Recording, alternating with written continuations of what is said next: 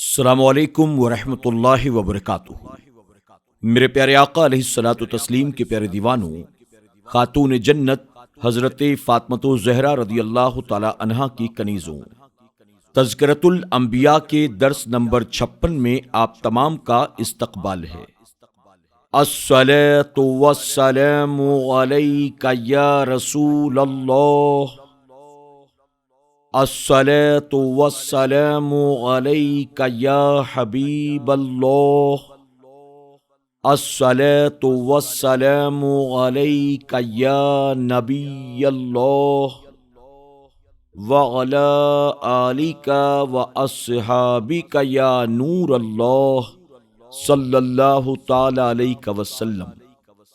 میرے پیارے آقا علیہ الصلاۃ والتسلیم کے پیارے دیوانوں، خاتون جنت حضرت فاطمۃ الزہرا رضی اللہ تعالی عنہا کی کنیزوں، آج کے درس میں ہم سنیں گے انشاءاللہ اللہ کے نبی حضرت ذوالکفل اور حضرت یاسا علیہ السلام کے تعلق سے، ساتھ ہی انشاءاللہ یہ باب بھی آج کے درس میں مکمل ہوگا اور پھر حضرت الیاس علیہ السلام کے تعلق سے ہم سماعت کریں گے۔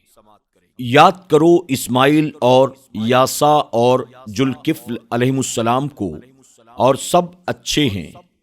حضرت ذوالکفل علیہ السلام، آپ کا نام بشر ہے یا شرف ہے؟ آپ حضرت ایوب علیہ السلام کے بیٹے ہیں۔ آپ کے متعلق اور بھی مختلف اقوال ہیں، تاہم اسی قول مذکور کی طرف زیادہ رجحان ہے۔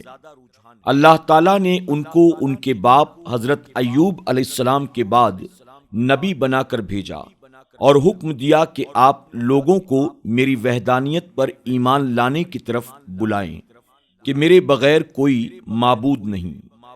آپ عمر بھر شام کے علاقے ہی میں رہے، اللہ تعالیٰ کے احکام لوگوں تک پہنچاتے رہے۔ 75 سال کی عمر میں دنیا سے رخصت ہوئے۔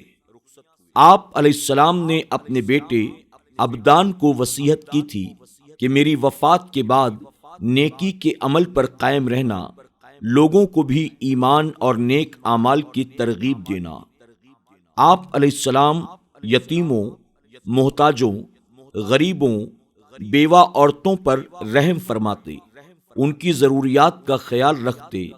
انہی محتاج لوگوں کی کفالت کی وجہ سے آپ کا نام ذوالکفل یعنی کفالت کرنے والا پڑ گیا۔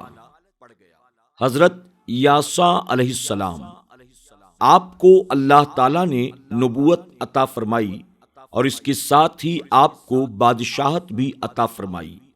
آپ دن کو روزہ رکھا کرتے تھے اور رات کو اللہ کے حضور کھڑے ہو کر نوافل ادا کرتے تھے۔ آپ کو کسی بات پر غصہ نہیں آتا تھا، خصوصاً آپ اپنی امت کے معاملات میں بڑی متانت سے فیصلہ فرماتے، کسی قسم کی جلد بازی اور غصے سے فیصلہ نہیں فرماتے تھے۔ آپ علیہ السلام کی وفات کا وقت جب قریب آیا تو بنی اسرائیل کے کچھ بڑے آدمی مل کر آپ کی خدمت میں حاضر ہوئے کہ آپ بادشاہ ہیں، اپنا جانشین کسی کو مقرر کر دیں تاکہ ہم اپنے معاملات میں اس کی طرف رجوع کریں۔ تو آپ علیہ السلام نے فرمایا، ملک کی باغ ڈور میں اس کے حوالے کروں گا جو مجھے 3 باتوں کی ضمانت دے۔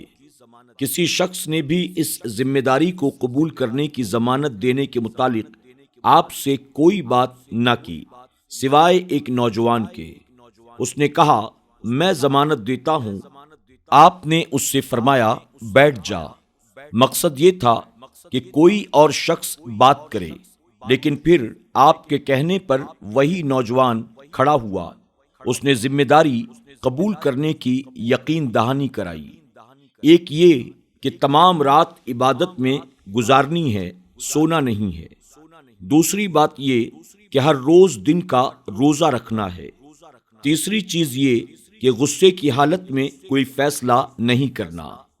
جب اس نوجوان نے 3 چیزوں کی ذمہ داری قبول کر لی، آپ نے بادشاہی کا نظام اس کے سپرد کر دیا۔ خیال رہے کہ نبوت میں خلیفہ نہیں بنایا جا سکتا، اللہ تعالیٰ جسے چاہے نبی بنا دے۔ اللہ تعالیٰ خوب جانتا ہے کہ منصب رسالت کسے عطا کرنا ہے۔ میرے پیارے آقا علیہ الصلوۃ والتسلیم کے پیارے دیوانوں، خاتون جنت حضرت فاطمہ الزہرا رضی اللہ تعالی عنہا کی کنیزوں، ان دو انبیاء علیہ السلام کے تعلق سے باب مکمل ہوا۔ اب آئیے ہم اگلے باب کی طرف بڑھتے ہیں اور سنتے ہیں اللہ کے نبی حضرت الیاس علیہ السلام کے تعلق سے۔ اور بے شک الیاس پیغمبروں میں سے ہیں۔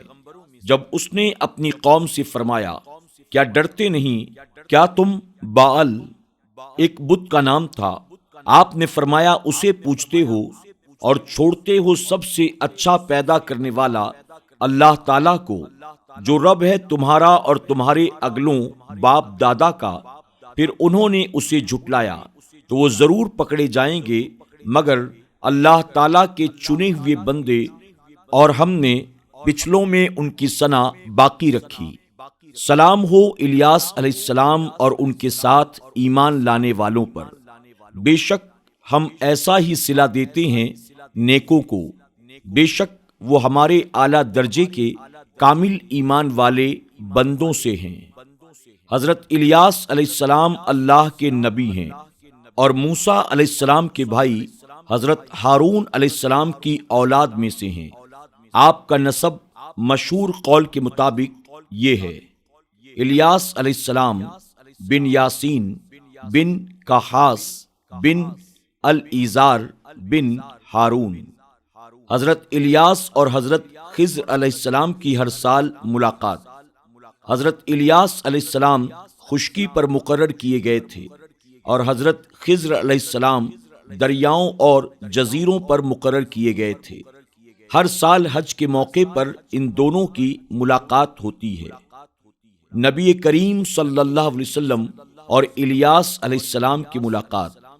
ایک سفر کے دوران ان کی ملاقات نبی کریم صلی اللہ علیہ وسلم سے ہوئی۔ آسمانوں سے اللہ تعالیٰ نے کھانا اتارا، دونوں حضرات نے وہ کھانا مل کر کھایا۔ اس کھانے میں روٹی، مچھلی وغیرہ نازل کی گئی تھی۔ پھر عصر کی نماز دونوں حضرات یعنی نبی کریم صلی اللہ علیہ وسلم اور الیاس علیہ السلام نے مل کر ادا کی۔ آپ نے اپنی قوم سے کہا، حضرت الیاس علیہ السلام نے قوم کو کہا، تم اللہ تعالیٰ سے ڈرتے کیوں نہیں ہو؟ تمہیں چاہیے اللہ تعالیٰ کے احکام پر عمل کرو اور اس کے نواہی یعنی جن کاموں سے رب نے منع فرمایا ہے اس سے اجتناب کرو۔ تم بت پرستی کرتے ہو، اللہ تعالیٰ کو چھوڑ کر بتوں سے حاجت طلب کرتے ہو، اور اس ذات کو تم نے چھوڑ رکھا ہے، یعنی اس ذات کی عبادت نہیں کر رہے ہو، اس سے تم اپنے مقاصد حاصل نہیں کر رہے ہو، جو سب سے اچھا پیدا کرنے والا ہے۔ خیال رہے خالق اللہ تعالیٰ کی ذات ہے، اس کے بغیر کوئی خالق نہیں۔ یہاں اللہ تعالیٰ کو احسن الخالقین کہا گیا کیونکہ ان کے گمان کے مطابق رب کے بغیر بھی خالق تھے، تو کہا گیا کہ جن کو تم خالق مانتے ہو ان سب سے اچھا خالق اللہ تعالیٰ ہے، یا مجازی طور پر دوسرے کاموں کے ایجاد کرنے والوں کو وہ لوگ خالق کہہ دیتے تھے، تو آپ نے بھی ان کے قول کے مطابق ان سے کلام فرمایا۔ قوم الیاس کا بت، ان کے بت کا نام باال تھا۔ یمن کی لغت میں باال کا معنی رب ہے۔ وہ کہتے تھے اس گھر کا مالک کون ہے؟ اسی وجہ سے خاوند کو بھی باال کہا گیا قرآن پاک میں، اور ذکر کیا گیا ہے۔ ان دونوں مقاموں میں باال کا معنی خاوند ہے، چونکہ وہ اس بت کو اپنا رب مانتے تھے، اس کا نام ہی انہوں نے باال رکھا ہوا تھا۔ اس بت کی لمبائی 30 فٹ کی تھی، وہ سونے کا بنا ہوا تھا، اس کے 4 منہ تھے، وہ اس کی بہت زیادہ تعظیم کرتے تھے۔ اس کی خدمت کے لیے انہوں نے 400 خادم رکھے ہوئے تھے۔ وہ خدام چونکہ ان کے معبود کے خدمت گزار تھے، اس لیے وہ ان کو اپنے بیٹوں کی طرح سمجھتے تھے۔ بعض مفسرین نے ابناہیم کی جگہ انبیاء تحریر کیا ہے۔ وہ ان خادموں کو اپنے خدا کا نبی سمجھتے تھے۔ شہر بال بک۔ بال بک شہر کا نام اس لیے بال بک رکھا گیا تھا کہ اس وقت کے حاکم کا نام بک تھا اور اس کے معبود کا نام بال تھا۔ اس نے ایک شہر آباد کیا جس کا نام اس نے اپنے اور اپنے معبود کے نام سے مرکب کر کے بال بک رکھا۔ نحو کی تمام کتاب میں ایسا ہی ذکر کیا گیا ہے۔ تفسیر خزائن العرفان میں ہے کہ بک اس جگہ کا نام تھا جہاں انہوں نے اپنے بت بال کو رکھا ہوا تھا۔